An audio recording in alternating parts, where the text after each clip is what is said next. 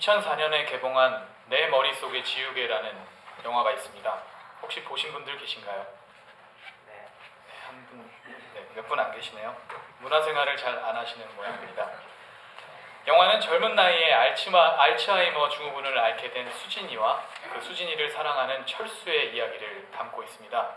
이 둘은 너무나 서로를 사랑해서 여러 어려움을 이겨내고 마침내 결혼을 하게 되지만 곧 자신에게 알츠하이머 증후군이 있다는 것을 알게 된 수진이는 철수에게 그만 자신을 떠나라고 이야기를 합니다.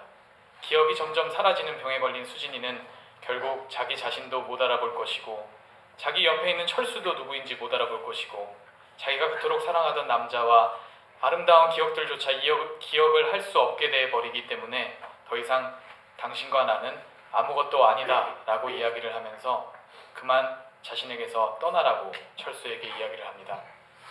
철수에게 이별 고백을 하는 수진이에게 철수는 이런 이야기를 합니다. 내가 너의 기억이고 내가 너의 마음이다. 다소 오글거리는 대사입니다만 이 대사를 제가 아닌 배우 정우성 씨가 여러분들이 아닌 배우 손예진 씨에게 했다고 생각을 해보십시오. 그 느낌과 의미가 조금 다를 것 같지 않습니까? 잠시 그 장면을 감상하겠습니다.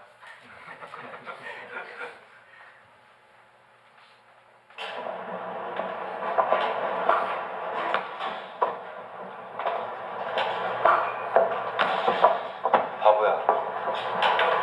공을 끝까지 봐야지.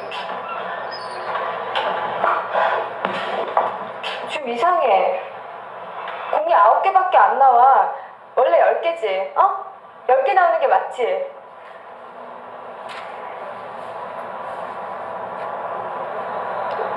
얘기 들었어? 무슨 얘기야?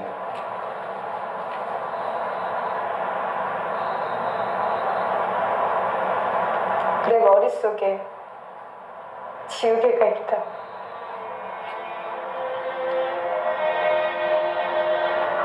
우리 헤어지자.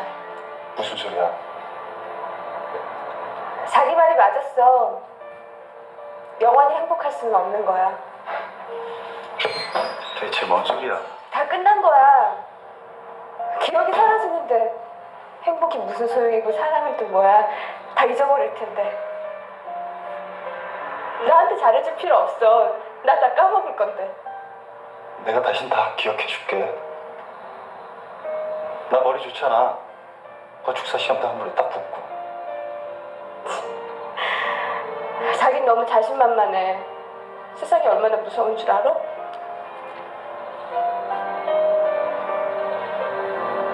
그런 말은 안 잊어먹는구나. 그걸 어떻게 잊어먹냐? 못했어. 걱정하지 마. 우리 치료방법 나올 거야. 부모를 잃었어? 나라를 잃었어? 울긴 왜 울어? 바보같이. 그냥 나만 가면 돼. 나 보내주라. 한 판 해야지. 우리 내기할까?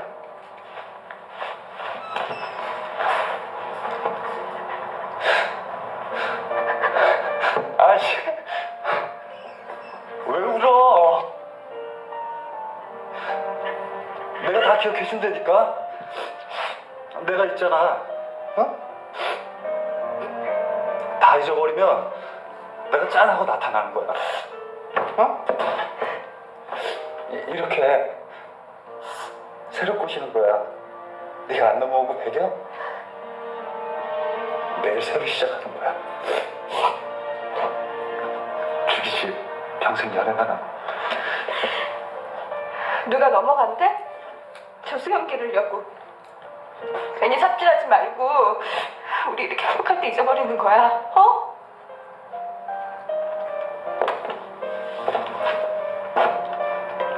나그 모든 거 잊어버리게 될 거야.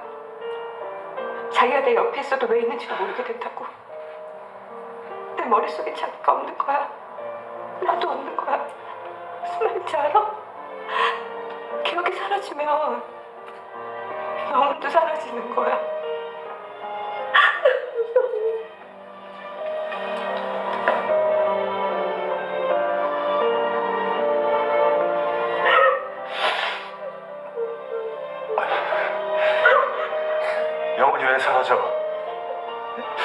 일어나. 다 나한테 맡겨. 응? 내가 네 기억이고 네 마음이야. 알았지?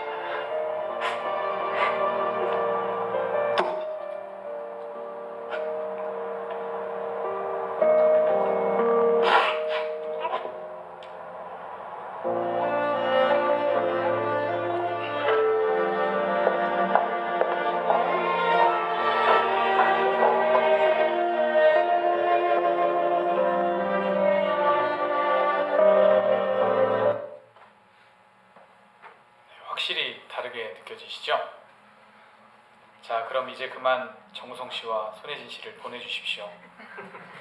다시 설교로 돌아오겠습니다. 과연 기억이란 무엇일까요? 기억이 무엇이길래 저렇게 아름다운 커플이 저리도 힘들어하는 것일까요? 프랑스의 철학자 앙리 베르그송은 물질과 기억이라는 책에서 기억은 인간이 어떤 대상을 자신만의 지각으로 인식하는 것이라고 설명을 합니다. 다시 말해서 인간이 어떤 대상을 접하게 되면 그는 과거로부터 가지고 있는 자신의 감정, 지식, 의식 모든 것을 총동원해서 그것을 자신만의 방법으로 해석하고 그것을 자신의 일부로 만드는데 바로 그것을 기억이라고 합니다.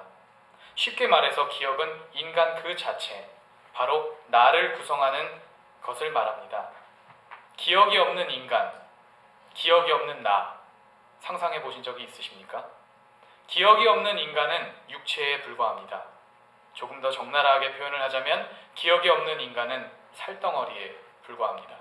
기억이 있기에 내가 나로서 존재할 수 있는 것이고 기억이 있기에 내가 다른 사람과 구분이 될 수 있는 것입니다.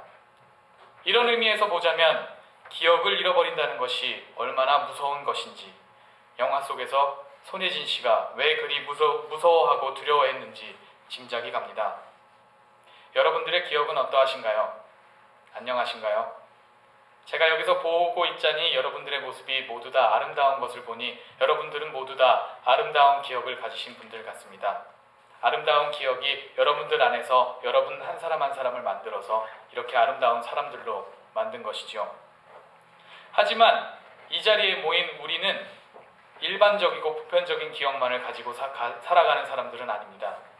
흔히들 우리를 가리켜서 우리 자신은 그리스도인이라고 이야기를 합니다. 그리스도인은 우리가 가지고 있는 새로운 아이덴티티입니다. 우리는 그리스도인으로 거듭났다라는 표현을 하죠. 다시 말해서 우리의 기억은 그리스도의 기억으로 리프레시가 되었다는 말입니다.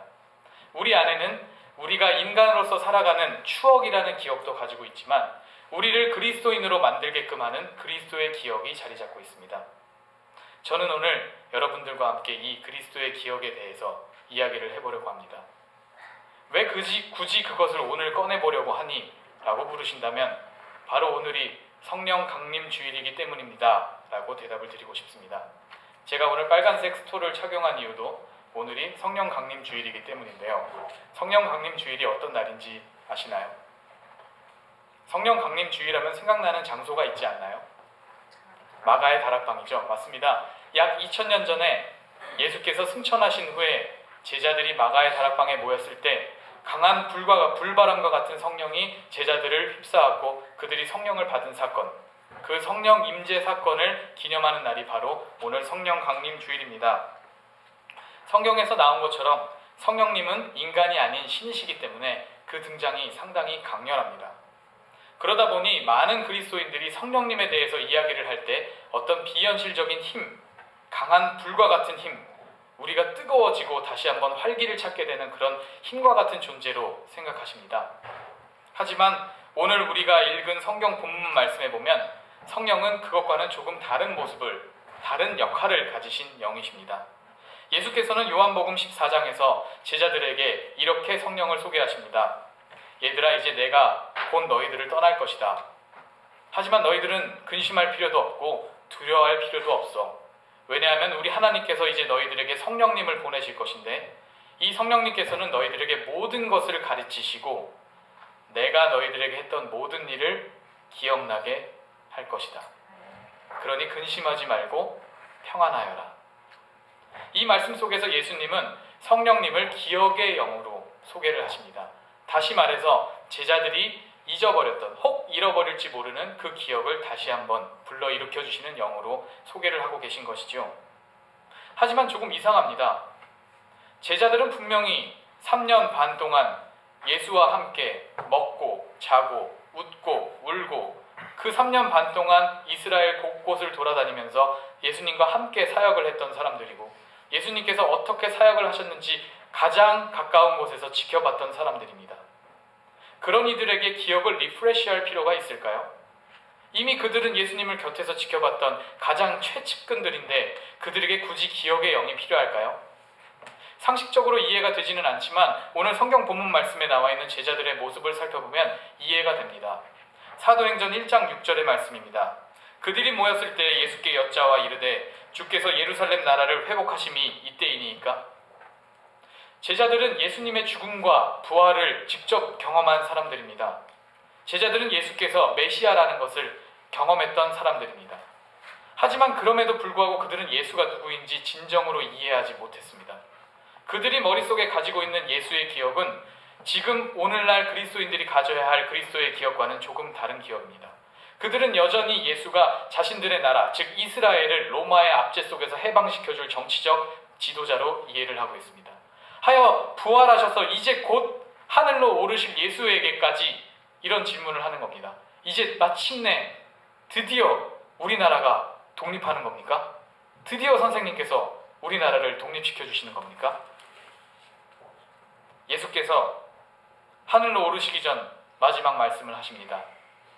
너희 나라가 독립할 때가 언제인지는 하나님 한 분만이 아신다. 너희들이 지금 관심을 가져야 할 것은 그것이 아니야. 너희들은 나를 기억해라. 이제 성령이 곧 너희에게 올 것인데 성령의 은혜를 받아서 온 유대와 사마리아와 땅끝까지 나의 복음을 전해라. 그리고 마침내 예수님은 하늘로 승천을 하십니다. 이 마가 다락방 사건은 바로 이 직후에 일어나는 사건입니다. 즉 여전히 예수가 누구인지도 알지 못하고 여전히 예수에 대한 기억이 왜곡되어 있는 제자들에게 마침내 기억의 영이신 성령님께서 임하시는 것입니다. 기억의 성령님이 제자들의 삐뚤어진 왜곡된 예수의 기억을 바로잡아 주셨을 때 이들은 마침내 기독교인으로서의 정체성을 회복하게 되고 우리가 흔히 말하는 거듭남의 역사를 느끼게 되는 것입니다. 마침내 제자들이 바른 그리스도인으로서의 삶을 시작하게 되는 것이죠. 이들의 정체성이 회복되었을 때 이들의 모습은 크게 세 가지로 묘사가 되어 있습니다. 오늘 비록 본문 말씀으로는 정해지지 않았지만 사도행전 2장의 말씀을 보면 이들의 정체성이 회복되고 난 후에 이들이 그리스도인으로서 예수의 기억을 회복한 제자들이 어떤 모습으로 살았는지에 대해 묘사가 되어 있습니다. 크게 세 가지로 나타나 있는데요. 첫째는 바로 이들이 방언을 했다는 것입니다. 여기서 사도행전 2장에 나와 있는 방언은 고린도전서 14장에 나오는 방언과는 조금 다른 의미를 갖고 있는 단어입니다. 흔히들 고린도전서 14장에서 말하는 방언이 천사의 말을 하는, 즉 이 세계의 언어가 아닌 하나님의 나라의 언어라고 이해를 한다면 사도행전 2장에 나와 있는 방언은 우리가 그냥 흔히 알 수 있는 외국어를 의미합니다.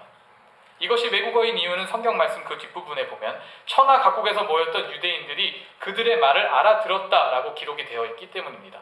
즉 그들은 유대인들이었던 제자들은 유대 사람들이 하는 아람어나 헬라어가 아닌 다른 나라의 말로 기도를 하기 시작한 것입니다. 이들이 어디 랭귀지 학원을 다녔을까요? 아닙니다. 갑자기 성령의 역사가 일어나자마자 성령께서 그들에게 예수의 기억을 불어넣어 주시자마자 그들의 정체성이 새로운 그리스도인으로 거듭나자마자 그들은 외국어로 이야기를 하기 시작한 것입니다. 이는 단순한 기적을 의미하진 않습니다. 그것보다 더 큰 의미를 가지고 있습니다. 그것은 무엇이냐 하면 이들이 자신들이 부정하게 여겼던 말로 기도를 했다는 것입니다. 유대인들은, 이 제자들은 비록 예수님을 따라다녔던 예수님을 믿는 사람들이었지만 여전히 유대인이었습니다. 유대인들은 자신만의 바운더리가 확실한 사람들입니다. 그들은 정결한 것과 부정한 것을 확실하게 구분합니다. 천한 것과 천하지 않은 것을 확실하게 구분합니다. 이는 예수를 따라다녔던 제자들도 마찬가지였습니다.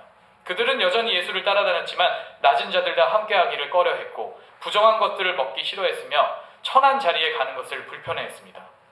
그런 그들이 자신들이 싫어하는, 부정하다고 생각하는 이방인들의 말로 기도를 한다는 것, 그들에게는 상상도 할 수 없는 일인 것입니다. 하지만 성령께서 임하시자 그들의 입을 통해 자신의 입을 틀어막아도 끊임없이 자신들이 부정하다고 생각했던 그 말로 기도를 하게 된 것입니다.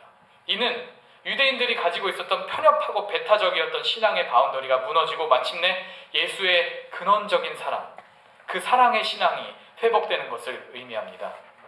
이렇게 신앙이 회복된 제자들은 거기에서 그치지 않습니다. 사도행전 2장 뒷부분으로 가게 되면 그 유명한 베드로의 설교가 나옵니다. 베드로는 마가의 다락방에서 나가서 길에 오다니는 사람들에게 설교를 합니다. 지도를 나중에 참조해 보시면 아시겠지만 마가의 다락방은 예루살렘 성 문 바깥쪽에 위치를 하고 있습니다. 다시 말해서 예루살렘 성으로 올라가기 위해 왔다 갔다 하는 수많은 유대인들에게 베드로는 설교를 했다는 것이죠. 베드로가 어떤 사람입니까? 예수가 잡히시던 날 예수를 3번이나 부인했던 사람입니다. 겁이 많았던 사람입니다. 이런 사람이 성령의 도움을 받아서 예수의 기억이 새로워지고 새로운 인간으로 거듭나자마자 그는 바깥으로 나가서 담대하게 예수를 전합니다. 우리가 죽인 예수가 바로 메시아였다. 너희들이 그리고 내가 죽인 예수가 바로 메시아였다. 그분은 우리 유대인만을 위한 메시아가 아니다.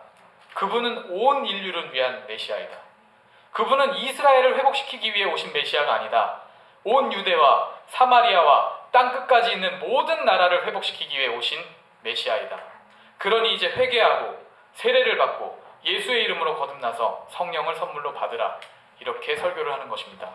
그의 설교가 얼마나 담대했는지 그날 예수를 믿은 사람들의 숫자가 무려 3,000명이라고 합니다.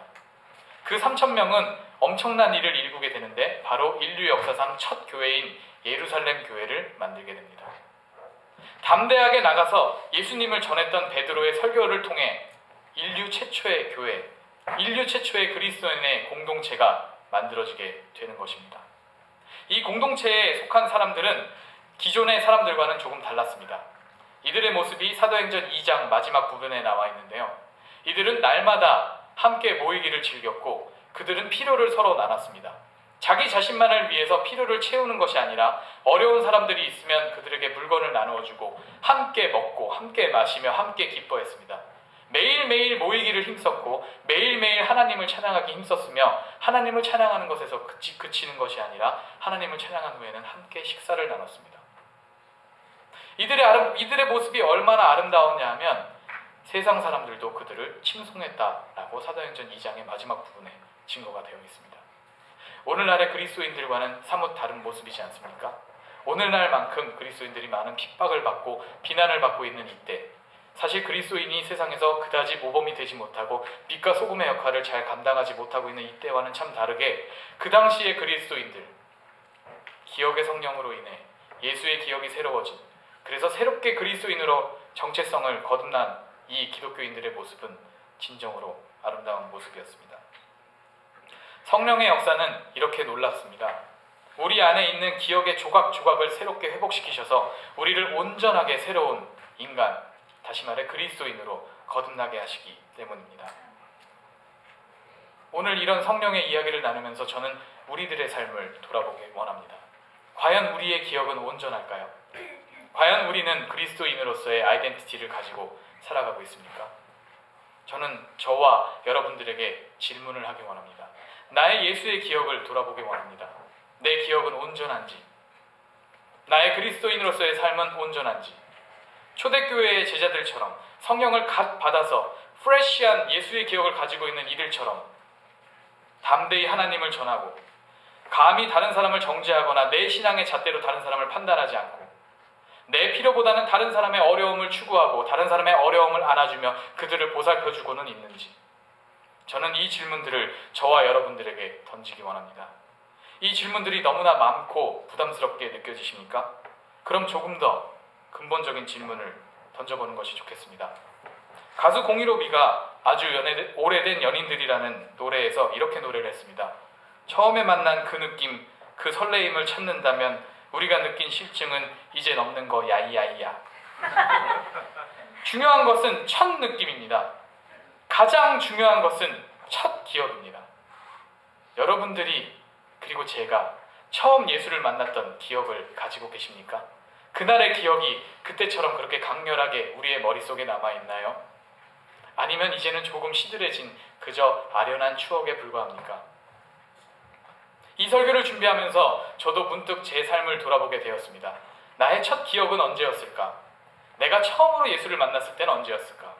내 예수의 기억은 언제 리프레시가 되었을까? 제 첫 예수의 기억은 중학교 때 수련회였던 것 같습니다. 중학교 1학년 때 교회에서 수련회를 갔었던 그 시기였던 것 같습니다. 그때 만났던 예수의 기억이 너무나 좋아서 저는 일주일 내내 찬양만 했었습니다. 공부도 하지 않고 그저 책상 앞에 앉아서, 사실 중학교 1학년이면 굉장히 부끄러움을 많이 탈 시기이기 때문에 그렇게 찬양을 한다는 것이 사실 쉽지 않은데 매일매일 율동을 하면서 찬양을 했었습니다. 그렇게 일주일 정도 시간이 지나니까 조금 시들해지더라고요. 시들해졌습니다. 그저 그냥 다시 교회를 매일매일 다니기 시작했습니다. 그러다 다시 한번 기억의 성령님이 제게 찾아오셨는데 그때는 제가 신학을 공부하기로 결단한 때였습니다. 제가 그 당시에 한창 이제 많은 사람들이 가서 기도를 하는 기도원에 가서, 거기 가면 기도굴이 있었거든요. 그 기도굴에 들어가서 나의 진로를 위해 기도를 하고 있었는데 그때 성령님께서 찾아오셨습니다. 저는 제가 알지 못했는데 2시간 반 동안 기도를 했다고 하더라고요. 그 기도를 마치고 나서 저는 정말 마음속에 다시, 그래, 내가 예수를 위해 살자, 내가 예수의 복음을 전하자, 그리고 예수의 복음을 정말 최대한 많이 공부를 해보자. 그리고 18해가 흘렀습니다. 지금도 신학을 공부하고 있습니다. 많이 시들해졌습니다. 공부만 하다 보니까 사람이 책만 읽다 보면 비판만 강해지게 마련이죠. 잣대가 세졌습니다. 저건 좀 아닌데? 어떤 학자에 따르면 저건 아닌데? 이건 어떤 학파에 따르면 저건 좀 아닌데? 이런 비판이 세지는 겁니다. 제자들의 삶과 비교를 해봤을 때 저는 비판이 강해졌습니다. 또 제자들의 삶과 비교를 해봤을 때 저는 담대하게 예수를 전하기를 좀 부끄러워하게 됐습니다. 아무래도 목회자로서의 삶을 산다는 것, 신학자의 삶으로 산다는 것은 이 땅에서 좀 불편합니다. 잣대가 심하고 편견이 심하다 보니까 아무래도 제가 떳떳하게, 저는 목회를 하는 목사입니다. 저도 이제는 목사입니다. 저는 신학을 공부하는 사람입니다. 라고 이야기를 하기가 때로는 꺼려졌습니다. 참 부끄럽게도 제가 예수님을 담대하게 전하지 못할 때가 있었던 것입니다. 마지막으로 제가 설교 강단에 서서는 수도 없이 사람들을 사랑해라, 사람들에게 많은 것을 나눠주라, 너의 것을 포기해라 라고 이야기를 했지만 정작 제 자신이 그러했느냐? 그렇게 살지만은 못했던 것 같습니다. 저 혼자 살 때는 그래도 좀 낫는데 아내가 생겨서 가정을 이뤘을 때는 조금 우리의 필요를 먼저 생각하게 됐고, 이제 곧 아이가 나온다고 생각을 하니 저의 필요를 먼저 생각할 수밖에 없는 그런 제 자신을 발견하게 됐습니다. 그리고 내 안에서도 예수의 기억이 많이 지워졌구나. 내가 예수의 기억만을 가지고 살아가는 그리스도인이라고 하기에는 참 많이 부끄럽구나 하는 생각을 하게 됐습니다.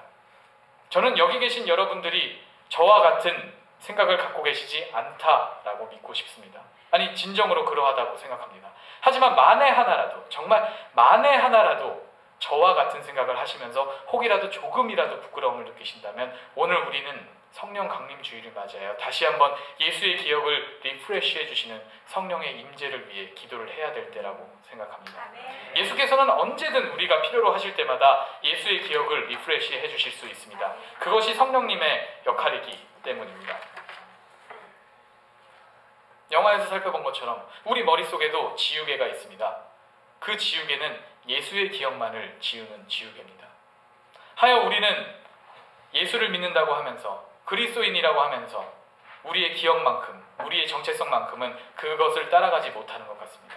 매일매일 예수의 기억이 지워지고 매일매일 우리의 정체성이 흐릿해지는 것은, 그때는 예수의 기억의 성령을 다시 한번 초대해야 될 때가 아닌가 싶습니다.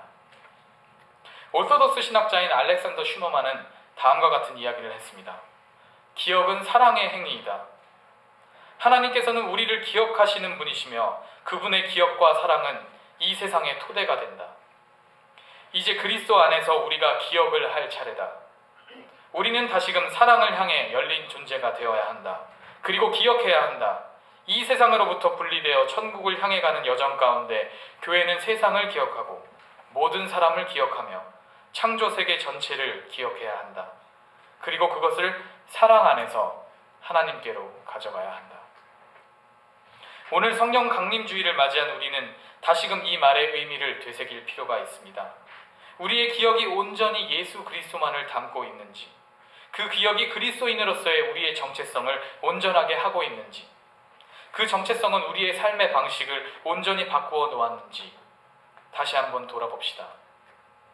분명한 것은 우리가 우리의 삶을 돌아보려 우리의 자아를 들여다보는 그 순간 기억의 성령께서 다시 한번 우리의 머릿속을 그리스도의 기억으로 가득 채워주실 것이라는 겁니다. 이러한 믿음을 가지고 오늘 우리의 기억이 다시 한번 새롭게 되는 은혜가 우리 모두에게 함께하기를 예수님의 이름으로 기원합니다. 기도하겠습니다.